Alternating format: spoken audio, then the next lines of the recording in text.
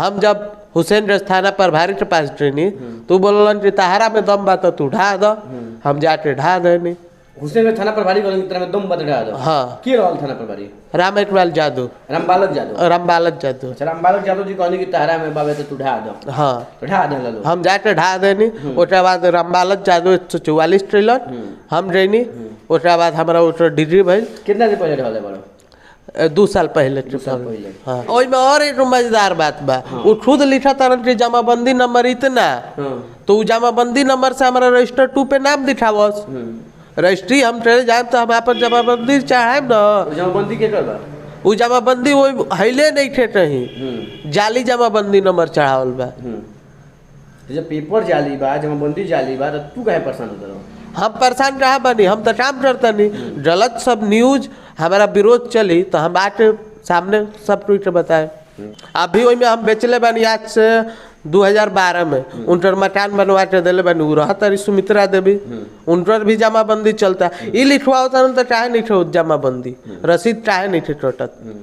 सब चीज़ ऑनलाइन बा। खाता नंबर 280 आप नेट पे मारिए, मेरा जमाबंदी नंबर आ जाएगा और उसका नाम है फुल कुमारी देवी के नाम से लिखा है। आप मारिए 280 और कहीं भी सोटा देगा तो हम जमीन छोड़ देंगे। तो वही ना बात है, जब रजिस्ट्री जाली है तो कहाँ से होता है? लेकिन 1956 के चिट्ठी के अनुसार जितना भी भावली जमीन बा, जितना भी सरकार के जमीन बा, ओकरा जमाबंदी रद्द बा। जमाबंदी हमारा 1958 में ना बिहार सरकार नीलाम किया है। 1958 में हुआ है, ये पेपर ना है। 1956 में तो हम नहीं बता रहे हैं। जब देश आज़ाद हो गया उसके बाद जो पाकिस्तान चला गया उसके बाद ना सरकार नीलामी की जमीन, तब ना हम लिए हैं। अच्छा ओकरा बाद नीलामी भइल ओकरा तू जमीन ले? हाँ यही मामला बा। यही मामला है। आई में जना दलाल बाड़न दूधनाथ भर, उहे उनकर देख रेख करलन। उतर रहलन बाहर अहन 2 टाली ईंटा गिरवा दिलो। ईंटा वही तरह से पड़ल बा साइड में, बिना मतलब के काम करे के बाद दिन भर। चना देवानंद बाड़न तेलकत्थू के वो अपना आप के बहुत बड़ा दबन समझता रह। आ उ रजिस्ट्री के बिना दाखिल खारिज करैले हमनी के मारे के धमकी देता रहन और सोचा तरन की जमीन दखल कब्जा कर ली। 144 में बार जाता रहन और ओइजा हार जाता रहन। BA, BCom, BSc, MA, MCom करें विश्व की सबसे बड़ी यूनिवर्सिटी इग्नू से। सॉल्व असाइनमेंट्स और गाइड बुक्स प्राप्त करें। संपर्क करें Mahakal computers, DAV PG college के पास, पंच मंदिरा मोड़ से दाहिने, सिवान। नमस्कार प्रणाम गोला धनी। कल एगो वीडियो देखत रहुआ अपना सबसे लोकप्रिय चैनल मैच बॉक्स पर, जहां जमीनी विवाद बा तो कल एक पक्ष के चलबे, दूसरा पक्ष आज हमारे सामने बानी आई है तो हम बात करे के प्रयास करतनी कि कैसे का भइल बा, का मामला बा, का मामला बा भैया? मामला ये बा कि हमारी जमीन नीलामी के थ्रू मिलल बा और 1958 से अभी ले दखल कब्जा बा। कितना मिलल जमीन तरह नीलामी में? 5 बीघा करीब मिलल बा। 5 बीघा तरह करीब में नीलामी में मिल गई। नीलामी में मिलल ओकरा बाद मलिकान के ऊपर टैक्स जमा ना भइल, जना बात दहार हो गई। हाँ बिहार सरकार नीलाम कर दहलस, हम के जाके नीलामी ले लेने चाहिए। अब ऊपर मामला का बा? ए पर यह मामला बा कि 2-4 जना चोर टाइप के लोग रजिस्ट्री 2 कट्ठा 1 कट्ठा करा के आ सोचता लोग कि जबरदस्ती दखल कब्जा कर लीजिए। केकरा से रजिस्ट्री कर ले वालो?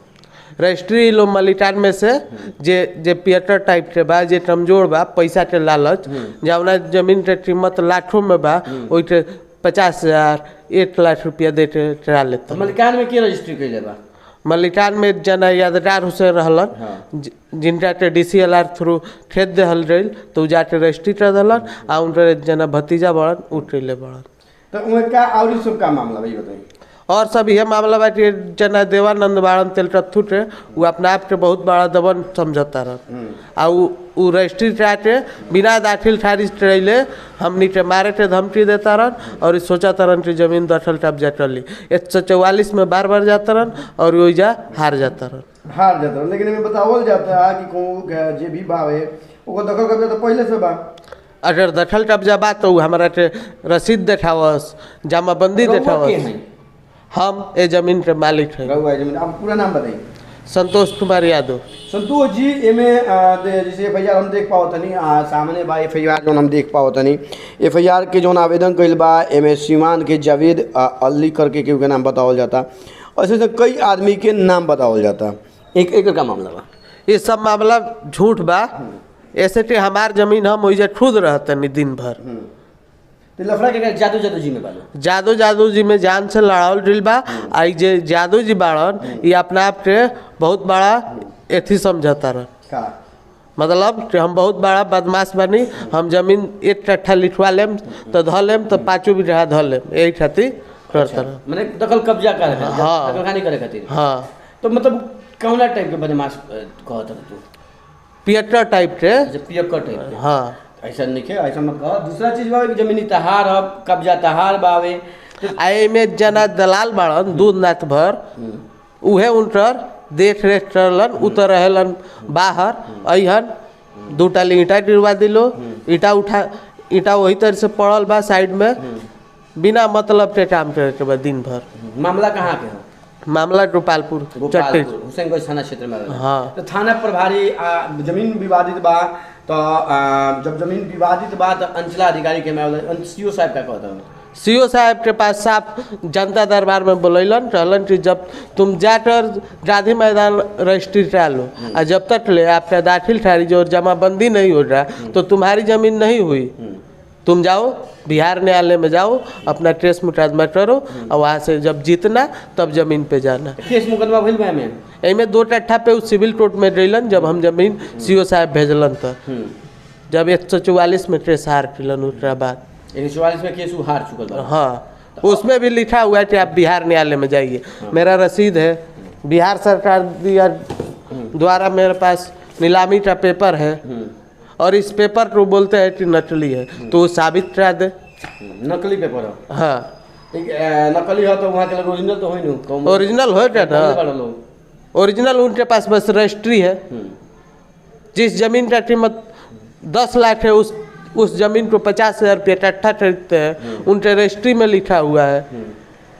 रजिस्ट्री का अलग रेट होला, ऊपर अलग रेट होला? नहीं, जहाँ का जमीन का वैल्यू जो होता है, आप जमीन लिखवा रहे हैं तो सिर्फ 2 कट्ठा क्यों लिखवा रहे हैं? सब लिखवा लेना चाहिए। और जो जमीन दे रहा है जमीनी स्थल पर आकर उनको दखल कब्जा कराना चाहिए। मतलब बरियारी कर उनको कटरान वगैरह करकट वगैरह ढहा देला बनी। जब वो 144 में जब गइलन उनका के माना कल गई, हम रसीद मंडनी कि अगर तहारा रजिस्ट्री बा आज 6 साल हो गई, 2021 के मामला है, 2014 में रजिस्ट्री कैलन, वैसे FIR भी बा हमारा पास। तो जब गइलन तो कहता जा तारा थाना में जाए के बाद DM के पास, SP के पास, जहाँ जा हम बनाए। हम जब हुसैनगंज थाना प्रभारी के पास गईनी तो बोलन कि तहारा में दम बा तो तू ढा दो। हम जाके ढा देनी। हुसैनगंज थाना प्रभारी के तरह में दम बद ढा दो? हाँ। के रहल थाना प्रभारी? रामेटवाल जादू। रामबालक जादू? रामबालक जादू। अच्छा, रामबालक जादू जी कहनी कि तहरा में बाबे तो तू ढा दो? हाँ। तो ढा दे लो? हम जाके ढा देनी। उसके बाद रामबालक जादू 144 ट्रेलर हम गईनी। उसके बाद हमारा वो डिग्री भइल। कितना दिन पहले ढाले बड़ा? 2 साल पहले। 2 साल पहले। हाँ। ये वीडियो काल से चलता है? ये वीडियो काल से जान से बदनाम करे खातिर चलता। अभी हम जमीन पर अपना न्योव देता नहीं शांतिपूर्वक। यही में दलाल लो पूरा सोचता लो कि उतर से काम रोक के हेने से 5,000 होने से 10,000 कमाई जा। अच्छा, कमाई के जरिया बना ले? हाँ, कमाई के जरिया बना ले वालो। हमारा घर के सब कोई बाहर रहेला, वो लोग सोचता लो कि अकेले बावे मार दी जा, डेरवा दी जा, जब ध ली जा। अच्छा, मार डेरवा के जमीन ध लेवे के बाद प्रशासन से क्या उम्मीद करता रहा? प्रशासन हमार पूरा फुल सपोर्ट कर रहा बा। अभी पेपर हमारे देखुए, हमारा तो तुझा बनावा, कोनो तारा दिक्कत ना हो। तब फिर कहाँ दिक्कत होता? दिक्कत ई लो करता लो जाके कभी 144 कर लो तो कभी जबरदस्ती ईंटा गिराई लो, ये सब काम बा इनका लो। अभी ऊपर का विवाद बा? अभी ई विवाद बा कि 1 कट्ठा जमीन आज से 6 महीना पहले लिखवैलन। जब वो वाला ना भैला तो फिर से 1 कट्ठा जाके लिखवैलन। 3 जाके और ही अब परेशान करी। उ के लिखल? उनका ट्रजन नाम हवे गोपालपुर के, उहे लिखले बाड़न। आ लिख बेस पर लिख देलन, अगर हिस्ट्री भइल रही तो जांच पड़ताल करे भइल रही। ओइ में और एक मजेदार बात बा, वो खुद लिखा तरन के जमाबंदी नंबर इतना, तो जमाबंदी नंबर से हमारा रजिस्टर 2 पे नाम दिखावस। रजिस्ट्री हम ट्रेन जाए तो हम अपन जमाबंदी चाहे न। जमाबंदी के करबा? वो जमाबंदी वो हईले नहीं थे कहीं, जाली जमाबंदी नंबर चढ़ावल बा। जब पेपर जाली बा, जमाबंदी जाली बा, तो तू काहे परेशान होत रहो? हम परेशान रहा बनी, हम तो काम करता नहीं, गलत सब न्यूज हमारा विरोध चली तो हम आके सामने सब ट्वीट बताए। मैंने मामला गलत बा, बिल्कुल हाँ। सरासर गलत बा। हाँ मामला न्यायालय में भी बा। हाँ, न्यायालय में 2 ठप्पे बा। वो जब उल्टा तूर दहनी सोचलन जब हमारे इजा दबन रही ना लही तब जाके न्यायालय में ट्रिलन। तू दे रहा तू तो खुदे दबंग बारे कि तुरंत लोग के घर जब हमारा में ट्रोई आके बना ली जबरदस्ती, हमार चप्पल में ट्रोई छीन ली तो हम उल्टा से अपन चप्पल लेम टिना ले। न्यायालय क्या है? न्यायालय में जाई, न्यायालय में हमारा अगर 80 साल से दखल कब्जा में बा तो हम न्यायालय में चाहे जाई। न्यायालय से हमारा पास पेपर बा, कमिश्नर ऑफ दिल्ली चाहते हम सेटलमेंट कमिश्नर दिल्ली चाहते हमारा नीलामी द्वारा दिले बा तो हम चाहे खातिर न्यायालय में जाई। तो मैं तो दबंग तो तू के बड़ लोग को घर ढा दे लो, जो कटे ढा दे लो, तो दबंग तो तहार नु बा। अगर वो आके हमारा घर पे से निकाली तो उठाके हम निकाले दें। न्याय व्यवस्था क्या है भाई? आखिर न्याय व्यवस्था बा तो वो अगर गलत रजिस्ट्री होता वो जाओ न्याय व्यवस्था में, हम ओटा पीछे ना जाए तब न। अगर 6 साल में ना जे जमीन लिखा था वो आते नहीं थे जमीन पर तू तो लिख देलस, रुपया लेलस, घरे भी लोग कौन काम बा फरिया तो जाली जब रही तो हम तो लड़े। अभी वही में हम बेचले बानी आज से 2012 में उनकर मकान बनवा के दिले बानी, उ रहत रही सुमित्रा देवी, उनकर भी जमाबंदी चलता। ई लिखवा होता तो चाहे नहीं थे जमाबंदी, रसीद चाहे नहीं थे टोटत, सब चीज़ ऑनलाइन बा। खाता नंबर 280 आप नेट पे मारिए, मेरा जमाबंदी नंबर आ जाएगा और उसका नाम है फुल कुमारी देवी के नाम से लिखा है। आप मारिए 280 अगर कहीं भी सोटा देगा तो हम जमीन छोड़ देंगे। तो वही ना बात है, जब रजिस्ट्री जाली है तो कहाँ से होता है जाली रजिस्ट्री के मामला। हाँ देखिए मामला न्यायालय में बात कुछ हाँ बोला। उसके बाद इसमें तट्टी उर्फ लल्लू पड़े थे और हुसैनगंज थाना का लक्ष्मण कर्मचारी थे। दोनों आदमी सीओ साहब जेल भेजे थे। थाना ना नो अंचल के कर्मचारी हो लोग, वही मतलब अंचल कर्मचारी थे जो थे, जो रसीद काटते हैं। सीओ साहब दोनों आदमी को जेल भेजे थे। तट्टी उर्फ लल्लू तो आज भी जेल में है और लक्ष्मण कर्मचारी अभी बेल पे निकले है कि नहीं हमको पता नहीं है। वो क्या कहते जेल गए लोग? हमारे इस जमीन पे जाली रसीद काटा था लोग। मैंने कलम फंसत रहल तो जेल भेज दिया। हाँ, रजिस्टर 2 पे से यहाँ तक मेरा पन्ना ये फाड़ दिया गया था। फिर तरह कैसे मिल गई? फिर हम अपना पेपर रखे, सब चीज़ जांच हुआ। जमीनी स्थल पे सीओ साहब गए थे, DCLR आए थे, उसके बाद मेरा फिर से दाखिल था रजिस्टर 2 पे नाम चढ़ गया। मैंने शुरू से ही पेराइल बड़ा तू। हाँ, 2012 से पहले कोई भी बात नहीं था। 1943 में से हमारे पास जमीन है। जो मालिक थे बीबी कुसुम के नाम से खतियान था, उनके जो शहर थे हमको पट्टा बना दिए थे और रजिस्ट्री भी किए थे। फिर जब देश आज़ाद हुआ तो उसमें यह फैसला हुआ था जिसको हिंदुस्तान रहना है हिंदुस्तान रहिए, जिसको पाकिस्तान जाना है पाकिस्तान जाइए।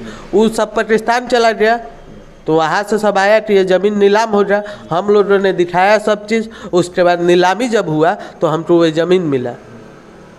जब पाकिस्तान चल गए लोग नीलामी में ले लेने। हाँ, और जो वहाँ का जो यहाँ बचा है वो सोचता है कि हम ऐसे ले ले जमीन। लेकिन 1956 के चिट्ठी के अनुसार जितना भी भावली जमीन बा, जितना भी सरकार की जमीन बा, ओकर जमाबंदी रद्द बा। जमाबंदी हमारा 1958 में ना बिहार सरकार नीलाम किया है। 1958 में हुआ है, ये पेपर ना है। 1956 में तो हम नहीं बता रहे हैं। जब देश आज़ाद हो गया उसके बाद जो पाकिस्तान चला गया उसके बाद ना सरकार नीलामी की जमीन, तब ना हम लिए हैं। उसके बाद नीलामी बैल तू जमीन ले। हाँ, यह मामला बा, यही मामला है। चलो तो देख लेनी मामला सुन लेनी, क्या मामला बा, का सच्चाई बा। बन रही मैच बॉक्स के साथ, देखते रही मैच बॉक्स।